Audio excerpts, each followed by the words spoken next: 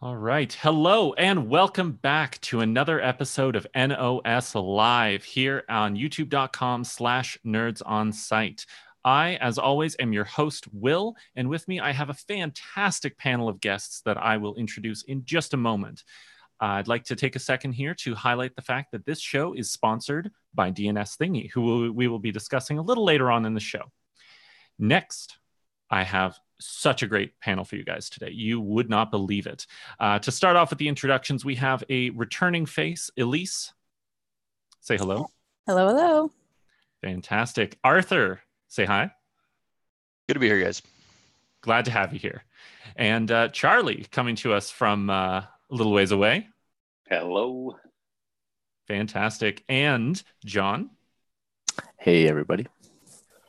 And last but not least, we have David. Hi, everybody. Good to be back. Good to have you back. Good to have everybody back, actually. I believe at this point, everybody here has been on the show before. We all know how everything runs. We all know how everything goes. And it is, let me tell you, audience, you are in for a great discussion today. So before we get into that discussion, I'm going to tell everybody's favorite segment of the show right out the gate. It is, Are You Smarter Than a Nerd in Fifth Grade? The rules of the show, or of the segment rather, are simple.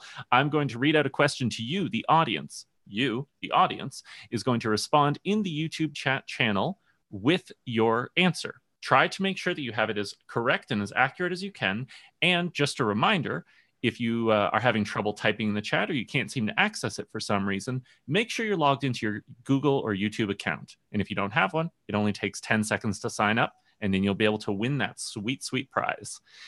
And without any further ado, here is the question of the week. How many gigabytes of user data does Facebook currently store on its servers, approximately? Rounded to the nearest large number, let's say. So one more time, I'm just going to read out that question once again.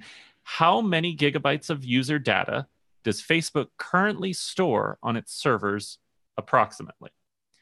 So if you know the answer, we'll repeat the question a couple of times later in the show. And if you know that answer, make sure you get it in nice and early so that we can, you can win the prize. What more reason do you need, really?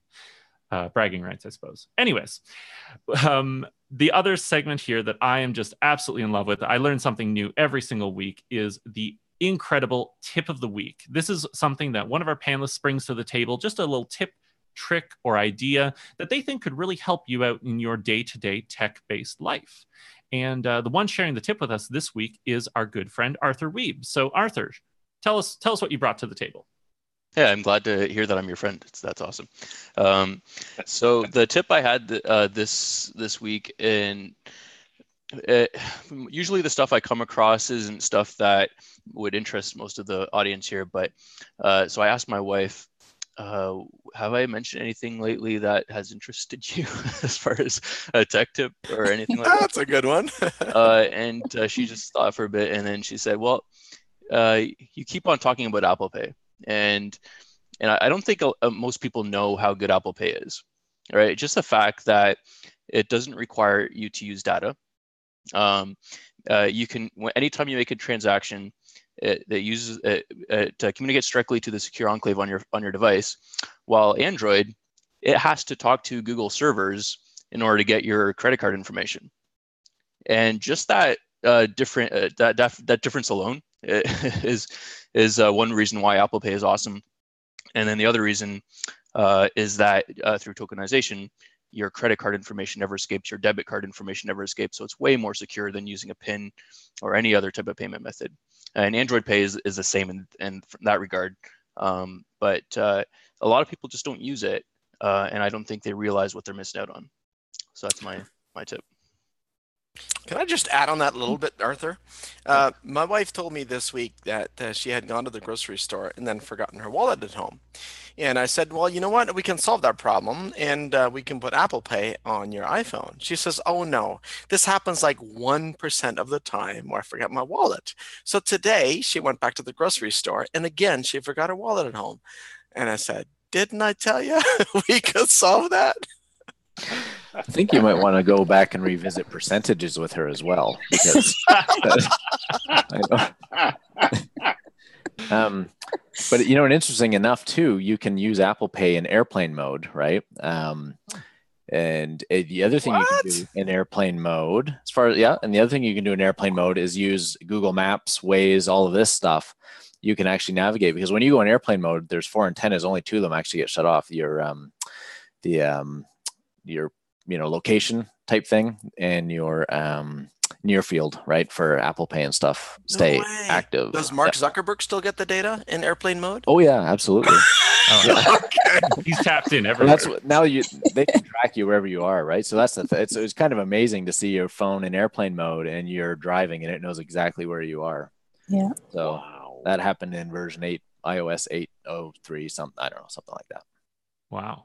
That really is honestly a very good tip. I myself was just stranded the other day. I tried to get lunch and realized, left my wallet at the office. So I guess I'll drive back the 10 minutes there to get my wallet. And I guess I don't have time to get lunch anymore. So just had to make do. But thank you so much for that tip, Arthur, and for John and David and everybody sort of joining in on that one. Those are the best tips, and we can get a little bit from everybody. And speaking of which, this sort of collaborative experience is a huge part of, being an employee and being a part of Nerds on Site. And I really want to take a moment here and just sort of show you, the audience, one of the things that is very near and dear to our hearts. And that is iwanttobeanerd.com. Super easy to go to. Go there, take a look, check it out. The experience of entrepreneurship is going into business for yourself, but not by yourself. Whether you're answering a question on a panel, whether you're working on a task, whether you're troubleshooting a problem, no matter what it is, you've got people to work with you. And all the time, you just have this incredible support network. And I hear all the time from these guys and from other nerds just, telling me these amazing stories of, problems they've worked on, experiences they've had where they've had this incredible support network. So once again, if you have a passion for technology, if you have, perfect, David's brought this up for us here. So if you have this excitement and this passion and this love of technology and of helping people, go to iwanttobeanerd.com. You can see it right on your screen there. It is just incredible. I really, really highly recommend you take a look there. So with that being said, I hope you're ready, panelists. We're about to get into the big discussion, the headline of the day, if you will, which is, and as I sort of did last week, I'm going to sort of give the headline to my panelists, and I would like them to just sort of take the conversation where they will. And my question for you is, what's going on with Facebook? Who would like to weigh in first? Well, I'm personally curious how long everybody's been on Facebook. I'm not sure if Charlie ever has, but personally, I've been on since 2007 when they had less than 50 million users. And I'm not sure the early days. Early days, less than 50 million. I guess I'll answer that one next. I think I don't mean to throw my age around, but I think I was in early high school when I joined Facebook. So probably 2004 or 2005. Wow. I don't think anybody can beat a Harvard student. Oh, wait, we don't have any Harvard students. No, I don't think I was an... Sorry, go ahead. I was going to say in 2004, Facebook only had 1 million users. Wow. There you go. Well, you were an early bird. Yeah, I remember the days when we used to count how many digits your ICQ number was, right? So that's a good question, Arthur. How early was your start in Facebook? When did you start, David? I don't know. Probably after Will. I don't think I was that excited about it, but I think we all realized at some point that, well, it's got enough momentum that I better not miss out, right? This fear of missing out, or FOMO as it's called, affects everybody, young and old. At some point you realize, am I missing something by not joining in? So I did, right? And yeah. I remember shortly after I joined, David sent me a video about how the FBI is basically a co-sponsor for Facebook. And I was like, okay, that's another conspiracy theory. And today, everything that's David said is proven right. And I think that if Facebook was losing money, the U.S. government would fund their existence because of how valuable they are to the government. and not just any one branch, right? We may have difficulty, right?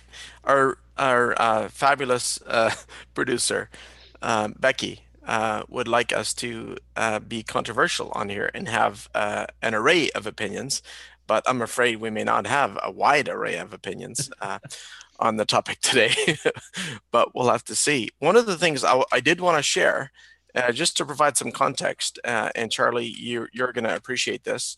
You mentioned something earlier, and you should make that comment again now about the color of character. And one of the things that ended up happening a long time ago, I'm purposefully hiding some non-friendly, family-friendly comments on this screen, but this is a real chat that occurred long ago. So just to illustrate who Mark Zuckerberg was prior to Facebook, and remember, in German, Zuckerberg means mountain of sugar, right? So you always need to think about what a name means.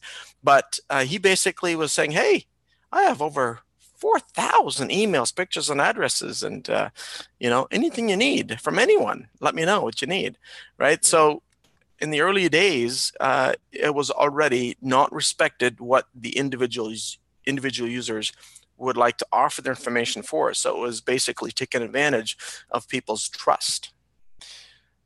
And they're Sadly. way past 1,000 emails now. It always confuses and confounds me, the nature of decision making when it comes to what you choose to spend time on. Time is the only currency of consequence, and it's remarkable how lightly people make the decision to invest the most valuable asset they'll ever possess. And especially with something started by, created by, built by, and propagated by a man who was not worthy of respect. And I mean on moral ground first and foremost, for me at any rate. But secondly, on the purpose. This was, and still remains today, in my very humble and I know uncomfortably unpopular opinion, social media craze that sucks the marrow from the bone of time. And without marrow, bones are worthless. This was propagated for personal purposes to begin with. And it was an attempt by a person who was not socially comfortable to find the way in. And I don't discount the basic human being and their need to be accepted, their need to be wanted. But the way it started, and it didn't take long before that story was out. And for me, I'm thinking very early on that there were people who were telling some of the truth.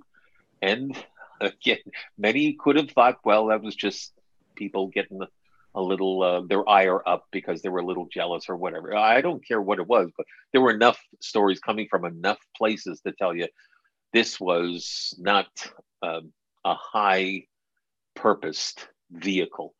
And it wound up becoming in very short order a platform for sharing fluff. I know we've tried to find a way to make it more valuable, and so it's, oh my God, integrated into so many different aspects of enterprise dynamic, but it to me still remains at its core what it began as. And it's not the propagator of substance. It's more closely aligned with the white stuff that flies with a quick breeze, blows away. Yeah. And back to the point of trust. I mean, that's what Facebook relies on, right? That's what they sell. And them and Alphabet are the giants in digital advertising. So just to throw this out there, how do you think, given that Facebook over the last 3 days, I guess their stock has gone down, but other than that, they've shown growth like 25% every quarter at least over the last few years. What does it take to bring that down? And does it take, not that I'm suggesting or considering anything like that, but But with such a giant like Facebook and the growth of the digital advertising industry, does it take someone like myself or yourself to start dropping in terms of users? Is this enough in terms of a breach of trust for users to cause that kind of downfall? It's tough to say. I mean, really, at this point, Facebook's, I think, greatest strength is that it's really just ubiquitous. Everybody has it. Everybody uses it. It's so widespread that you can find you're hard pressed sometimes to find a person without a Facebook account. And I think that's what makes it so powerful, whether it be from a as Charlie said, sort of from an addiction standpoint, if you will, or from an advertising standpoint. You have this single platform that everybody is on. No one else can say that. It exploits, I think, human nature at its core, which hasn't changed fundamentally in forever. That need to, get attention and approval and all of this stuff, right? Unless people somehow become fatigued of that. I know, it does happen, but I don't think it's going to happen en masse. And I think, or they'll be disrupted and it'll be a different vehicle. But I think it's there. How many users are there now, Arthur? There's a few billion, Okay. 2.2 billion. All right. And here's what really is fascinating about this, and Charlie, with your experience in politics, that so much is about what the news cycle is doing and how narrow our attention is. And so right now, this is dominating our attention, and yet there is a much larger animal that no one ever talks about because these guys are not in your face, pun intended. So if you know about these guys called Palantir, has another major shareholder who is the primary stakeholder, Peter Thiel, who owns or is a major stakeholder in Palantir. And Palantir is expected to have possibly orders of magnitude more data on us individually than Facebook does, right? Because of how they aggregate data. But these guys are never in the news, right? They are purposefully being in stealth mode, but they have incredible data set on our behavior that ties in financial, that ties in risk, that ties in lifestyle quality, health, and the kinds of things that, you could with machine learning probably abstract from your Facebook likes and posts and so forth. But so many of us who have been on Facebook have been like, oh, okay, anything I post, I just assume that it's going to be public information forever. So therefore, we've been very cautious and careful about what we share. Right. But because Facebook at least gives us some control or at least illusion of control, whereas with Palantir, you have zero control at all. Does Palantir sell that data then? That's their revenue model, right? They're not very transparent. So if we think that Facebook is not transparent, Palantir's orders of magnitude less transparent than Facebook is. So this problem, what Facebook is now experiencing, is just part of the news cycle that really is just the tip of the iceberg. There is a tremendous amount. I mean, look at what happened with Cambridge Analytica. I mean, all these other academic institutions that have a company of Analytica in their name as well. Oxford Analytica is being very purposeful, saying we have nothing to do with Cambridge Analytica. Oh, yeah, right. What do you think you'd be doing? Of course, you're going to compete with other competitive academic institutions in providing statistical information and risk analysis and monetize that somehow. It's crazy. The other thing that I found very interesting is that this is only news now. Whereas the Democratic committee, the DNC, when Barack Obama used Facebook in exactly the same way, there was no uproar, right? Because for all kinds of reasons. But back then, I think that the population wasn't yet quite aware of how much social media had in terms of data and impact, in terms of swaying public opinion. I got to take issue with that particular point.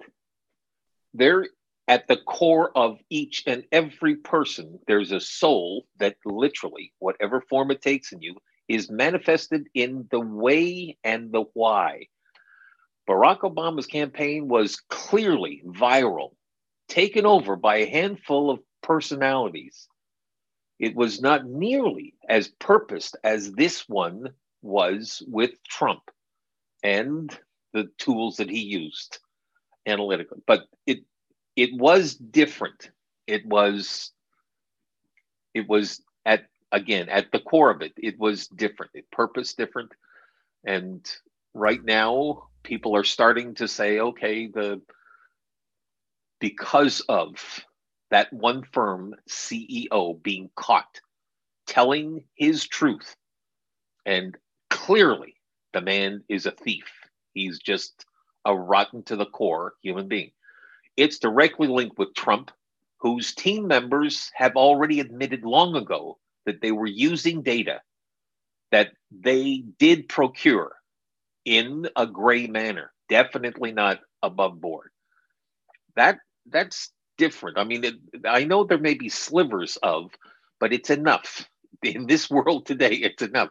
The whole focus of the spend factor with social media platforms is the real issue as far as I'm concerned. And privacy has become, almost a willing victim. It's being set aside without even a hair width worth of thought, not even a second thought whatsoever. This is all we have. We have something very special.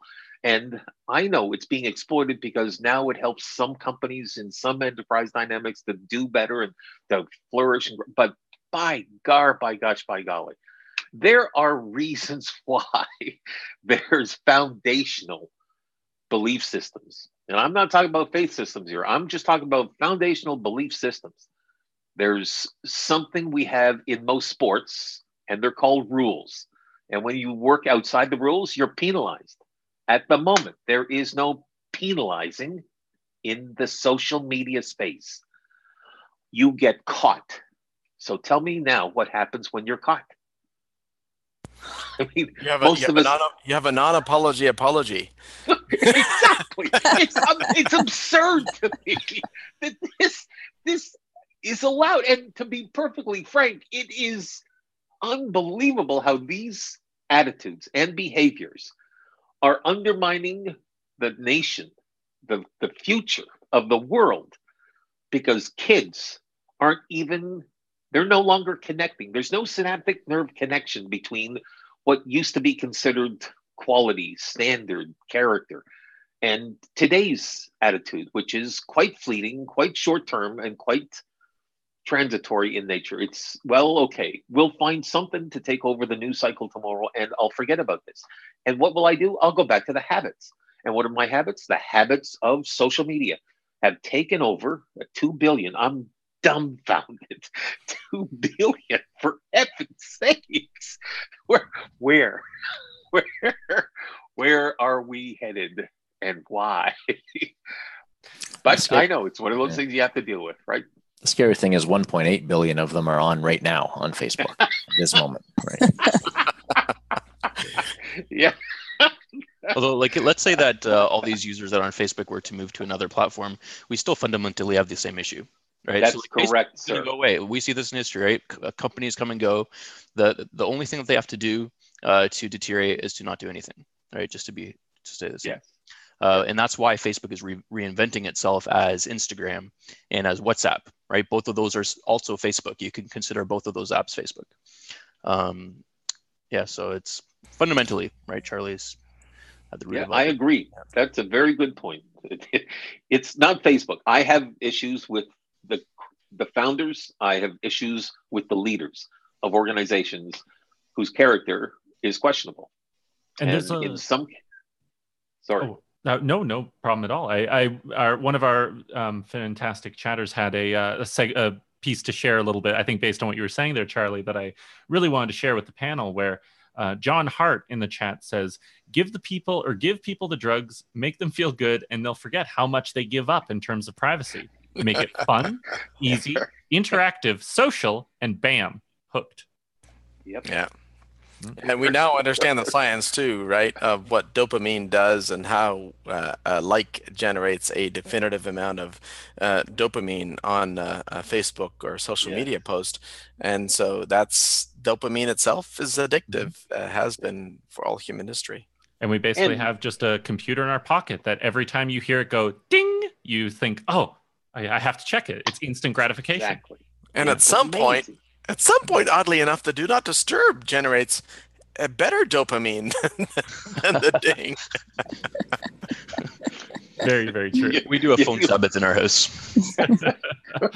Well, this is as we've shown here. This is a tremendous topic. Like, this is something that has such far-reaching ramifications that we could, as I say every week, it's true every week. We could go on about this for a very long time. And I encourage you, if you're watching, whether it be right now or in the future, leave a comment. Let us know what your opinions are. What do you think? Are we right? Are we wrong? What do you think will happen next? We genuinely really want to see these answers, and I look forward to reading them a little later on. So with that being said, we have not actually got a correct answer to our question yet. We've got a fantastic guess from Marco currently, but I'm afraid he's off by, a couple million gigabytes.